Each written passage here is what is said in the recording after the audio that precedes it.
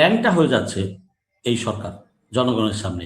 বিএনপির এই হাইব্রিড এবং ভারতের সেবাদাসগুলো ল্যাংটা হয়ে, তাদের চরিত্র পুরাটাই খোলসা হয়ে যাচ্ছে জাতির সামনে, এবং এদের পরিণতি যে কোথায় গিয়ে দাঁড়াবে আল্লাহ জানে, বোঝা যাচ্ছে না। খোরগুলা বোঝে না, ভারতের সেবাদাসগুলা বোঝে না, এরা বিএনপির কোনো দেশপ্রেমিক অংশ না। এখন বিএনপির যে অংশটা কর্তৃত্বে আছে, ক্ষমতার বলয়ে আছে, এরা কেউ বিএনপির দেশপ্রেমিক কর্মী না। অতএব এরা ব্যথাটা বুঝবে কিভাবে? এই শিলং সালাউদ্দিন সাহেবরা বলবেই এরকম, কারণ সে 9 বছর ওখানে ছিল। 9 বছর দেশে কি হয়েছে সেটা তো নিজ চোখে দেখেনি। জনগণের উপর হাসিনা কতটা স্টিম রোলার চালিয়েছে সেটা তো দেখেনি। গুম খুন যাদের হয়েছে তাদের আত্মীয় স্বজনের কান্না তো এই সালাউদ্দিন দেখে নাই। সালাউদ্দিন তো বন্দোবস্ত করে সমঝোতা করে ওই পারে চলে গিয়েছেন, এটা তো এখন পরিষ্কার জনগণের কাছে। এবং খুব তাড়াতাড়ি সে দেশে চলে আসছে ইলেকশনের পরপরই, সরি 5ই আগস্টের পর। তো সেক্ষেত্রে তাহলে উনি তাড়াতাড়ি আসলেন কেন? তার আগে কি ওইখানে ওই পারে আইনি ব্যবস্থা বা আইনি জটিলতা ছিল না? আর 5ই আগস্ট হয়ে গেল, আপনার সব আইনি জটিলতা ছুটে গেল। জনগণকে এত বোকা মনে করেন? জনগণ সব বুঝে। অতএব ভারতের 9 বছরের ট্রেনিং প্রাপ্ত। এর আগে 70-এর দশকের শেষের দিকে 75-এর পর থেকে হাসিনা ছিল ভারতের 6 বছর ট্রেনিং প্রাপ্ত। সেই 6 বছরের ট্রেনিং নিয়ে জাতিকে যে পরিমাণ জ্বালায় গেছে আর দেশকে ভারতের হাতে তুলে দিছে, এই 9 বছরের মডার্ন ডিজিটাল ট্রেনিং পেয়ে এই সালাউদ্দিন সাহেব যে কি করবেন সেটা তো জনগণ এখন বুঝতে পারছে। এই 2 মাসের মধ্যেই বুঝে গেছে, জনগণের বোঝার বাকি নাই। অতএব সালাউদ্দিন সাহেব কিভাবে বুঝবেন জুলাইয়ের ব্যথা? কিন্তু দেখেন এই চোখে, ওনার ছেলে বা সন্তান আত্মীয় স্বজন কেউ তো মাঠে নামে নাই, আহত হয় নাই, মারা যায় নাই। তো এরা শুধু সালাউদ্দিন কেন, বিএনপির কোনো নেতাকর্মীর ছেলে তো মারা যায়নি। বিএনপির 2-1 জন আহত হয়েছে, তারা বিএনপি হিসেবে মাঠে নামে নাই। নাগরিক হিসেবে, এই দেশের নাগরিক হিসেবে দেশপ্রেমের উপর ভিত্তি করে তারা মাঠে গিয়েছে নিজের বিবেকের তাড়নায়, যাতে ফ্যাসিস্টকে বিদায় করা যায়। সেটা হচ্ছে তার ব্যক্তিগত অবদান, দলের কোনো অবদান নাই। এখন তো অনেকেই ক্লেম করবে আমাদের অমুক মারা গেছে, অতজন মারা গেছে। এই সমস্ত ধোপে টিকে না, কারণ তোমরাই বলেছো আমাদের সাথে ছাত্রদের আন্দোলন, আমাদের সাথে এটা সম্পর্ক নাই দলের সাথে, তোমরা বলেছো, অন রেকর্ড ওগুলো আছে। অতএব যতই মানে তাল বাহানা করুক কোনো কাজে আসবে না। এটা জাতির কাছে যতই দিন যাচ্ছে আরো ল্যাংটা হয়ে যাচ্ছে এই সরকার জনগণের সামনে। বিএনপির এই হাইব্রিড এবং ভারতের সেবাদাসগুলো ল্যাংটা হয়ে, তাদের চরিত্র পুরাটাই খোলসা হয়ে যাচ্ছে জাতির সামনে, এবং এদের পরিণতি যে কোথায় গিয়ে দাঁড়াবে আল্লাহ জানে, বোঝা যাচ্ছে না। কি পাবো আর কি পাবো না 19শে জুলাই, তখন তো স্বাধীনতা আসেনি। আমি তো আহত হয়েছি 19শে জুলাইতে, শহীদ হয়েছে সেই দিন অনেক লোক মারা গেছে। আমি মৃত্যুর হাত থেকে ফেরত আসছি। অতএব যারা আজকে এসব বলছে তারা রক্তের সাথে, জুলাই যোদ্ধাদের সাথে, দেশের স্বাধীনতা পুনরায় ছিনিয়ে আনার যোদ্ধাদের সাথে তারা ক্লিয়ার বেইমানি করছে। এটা পুরা জাতি দেখতে পাচ্ছে। এতে কোনো একটা অবুঝ বাচ্চাও, ক্লাস 7-8-এর বাচ্চাও এটা বুঝে যে এটা গাদ্দারি।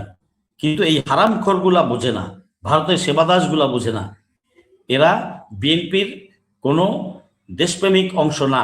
এখন বিএনপির যে অংশটা কর্তৃত্বে আছে, ক্ষমতার বলয়ে আছে, এরা কেউ বিএনপির দেশপ্রেমিক কর্মী না। অতএব এরা ব্যথাটা বুঝবে কিভাবে? এরা এই যে শুধু কি ছাত্র মারা গেছে, শহীদ হয়েছে, ছাত্রের চেয়ে বেশি 3 গুণ মারা গেছে সাধারণ জনতা। এই জুলাই যুদ্ধে সাধারণ জনতা। একটা সিএনজি আলা, আমি অগাস্টের লাস্ট 3rd উইকের দিকে আমি হাসান আসিন, আমার বন্ধু কর্নেল হাসিন, আমরা কয়েকজন রিটায়ার্ড অফিসার গিয়েছিলাম দেখতে 101 নম্বর ওয়ার্ডে ঢাকা মেডিকেল কলেজে।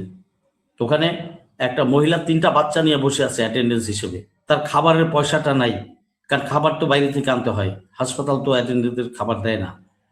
এবং ওই সিএনজিওয়ালাটা 4 দিন পরে আমি শুনেছি যে ওই সিএনজিওয়ালাটা মারা গেছে। তা ওই মহিলার 3টা বাচ্চা সহ কি অবস্থায় আছে আমরা জানি? সরকার জানে না, অন্য কেউ জানে না, কোনো খবর রাখে? অথচ তার স্বামী কিন্তু রক্ত দিয়ে গেছে। জীবন দান করে গেছে। সেই রক্তের ওপর বসা আমরা, আমাদের সরকার কতটা নির্লজ্জ, বেহায়া, কুলাঙ্গার, বেঈমান, প্রতারক হলে পরে মুখের ওপর বলতে পারে যে জুলাই বাস্তবায়ন সংবিধান অনুযায়ী হবে। জুলাই আবার কি? এটা হাসি তামাশা করে জুলাই নিয়ে। জনগণ পেলে ও যে কি করবে এদেরকে, জনগণ যদি এদেরকে সামনে পায় ওদেরকে যে কি করবে, এদের কোনো চিহ্ন খুঁজে পাওয়া যাবে না, এটা এরা বুঝতেছে না। কারণ 5 থেকে 8ই অগাস্ট জনগণ শান্ত ছিল। আমাদের সেনাপ্রধান বলেছিলেন যে আমি সকল দায়িত্ব নিলাম। মানুষ তার কথা মেনেছে, সেনাবাহিনী অবদান রেখেছে, সঠিক ভূমিকা নিয়েছে। সেই সময়ে দেশে কোনো মারপিট হতে দেয়নি, কোনো প্রতিশোধমূলক কোনো কর্মকাণ্ড হতে দেয়নি।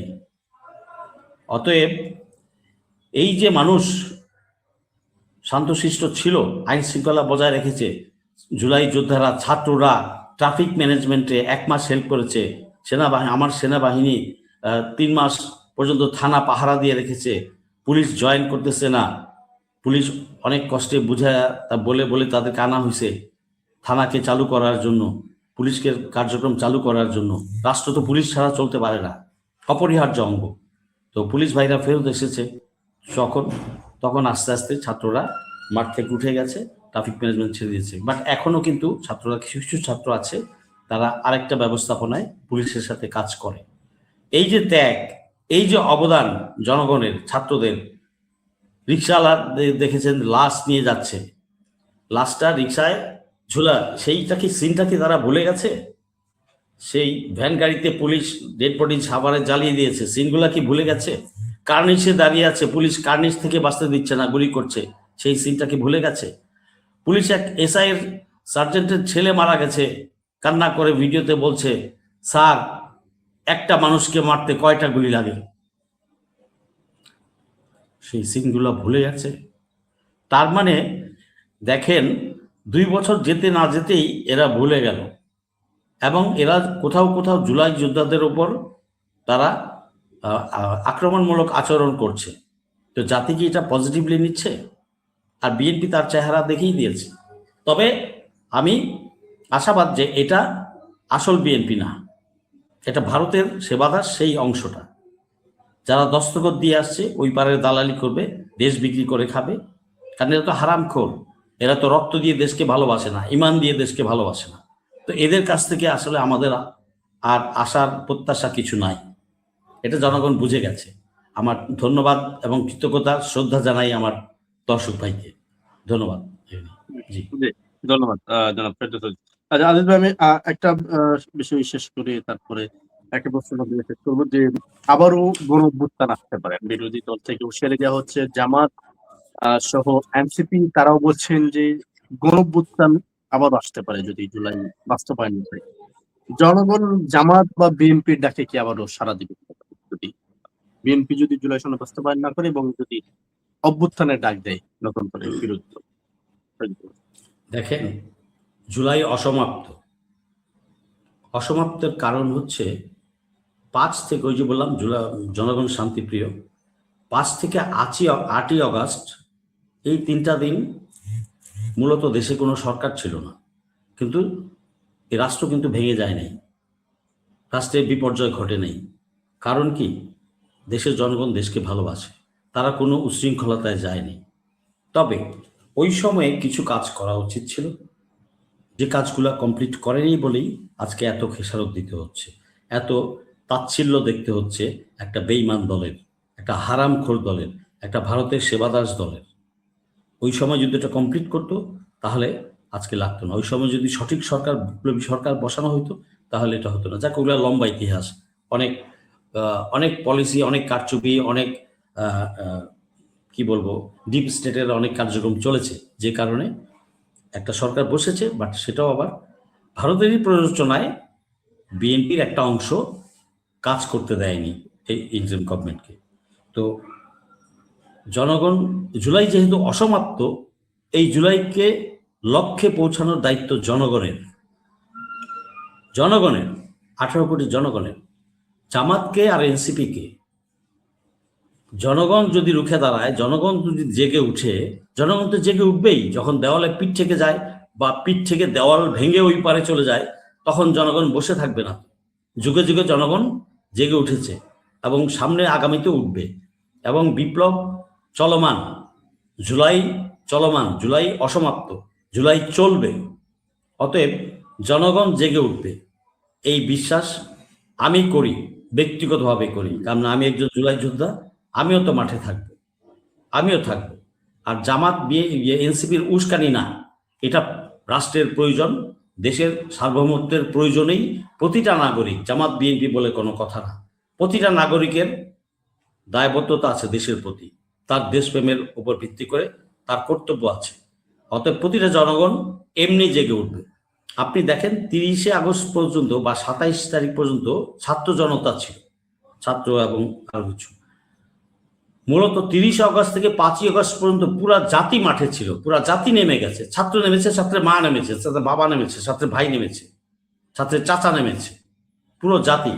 সো ক্রান্তি লগ্নে, জাতির ক্রাইসিস লগ্নে কিন্তু পুরা জাতি মাঠে থাকবে। এই জাতি ইউনাইটেড এখন। এই জাতি ওই রাজাকার, মুক্তিযুদ্ধের পক্ষের শক্তি, বিপক্ষের শক্তি, সেই বিভক্তিতে আর নাই। এই জাতি এখন এক, ইউনাইটেড। এবং এই জাতির নেতৃত্ব দিবে তরুণরা। বুড়া যারা, বুড়া পচা যারা পচে গেছে, এরা ওই 71 নিয়ে পড়ে থাকবে। এরা 2071-কে বাংলাদেশকে নিয়ে যেতে চায় না। 1971 এই পিছনেই ওই জায়গায় পড়ে থাকবে, আর দোতারা বাজাবে, আর ওই গান গাবে, আর দেশকে ভারতের তাবেদার করে রাখবে। এটা যার মেধা আছে, শিক্ষা দীক্ষা আছে, দেশপ্রেম আছে, সততা আছে, সে এটা বুঝে যে আমাদেরকে সামনে বাড়তে হবে। আপনি 71-এর চেতনা বুলাচ্ছেন, আর আমার দেশে ভারতীয়রা এসে কাজ করতেছে, ব্যবসা করতেছে, আমার দেশের লোক, আমার দেশের যুবক বেকার, মানুষ না খায় মরে। আমার দেশের প্রবাসী রেমিটেন্স যোদ্ধারা 10 বিলিয়ন আনছে, 11 বিলিয়ন ভারতীয়রা এই দেশে বৈধ অবৈধভাবে কাজ করে নিয়ে চলে যাচ্ছে। এই সমস্ত স্ট্যাটিস্টিক্স তো সবাই জানে। তার মানে আমার দেশকে আরো ডুবাইছে।